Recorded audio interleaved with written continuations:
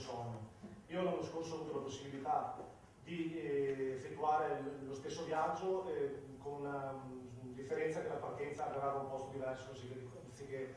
Ma io credo che il Veneto o i Veneti si sono sempre fatti ben volere onestamente e laboriosamente in giro per il mondo. Far fare questa esperienza a sti ragazzi che vogliono conoscere il Veneto dall'altra parte dell'oceano, quindi Brasile, Argentina e Cile, sarà un'esperienza che senz'altro dal punto di vista culturale e sociale avrà modo di far crescere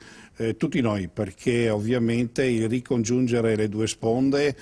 sarà un motivo non solo di ripercorrere una storia, ahimè, pesante che c'è stata prima, ma che adesso comunque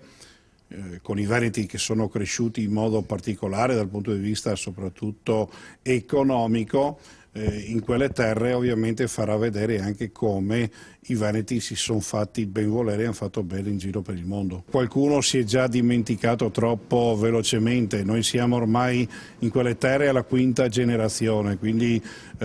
mentre qua si festeggiava i 150 anni dell'unità, c'è da ricordare che per il Veneto invece sono i 150 anni dell'inizio di una grossa e grande emigrazione, che però se andiamo di là troviamo il Veneto antico dal punto di vista della lingua, ma il Veneto moderno dal punto di vista dell'imprenditorialità.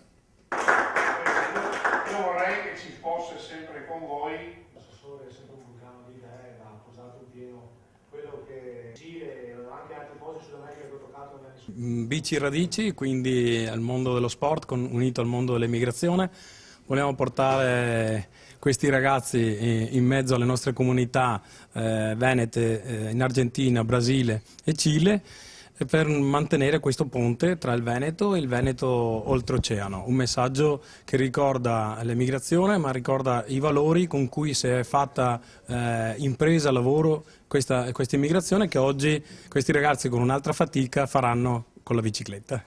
Ma entusiasmo dei giovani, ecco, noi non più che la nostalgia di un ricordo, guardando indietro guardiamo il futuro, le radici profonde non gelano, dice il nostro motto, e quindi questi giovani partecipano, sono entusiasti, abbiamo un blog, abbiamo creato i siti internet, c'è qualcuno che farà le riprese del nostro viaggio, insomma qualcosa che non finisce qui.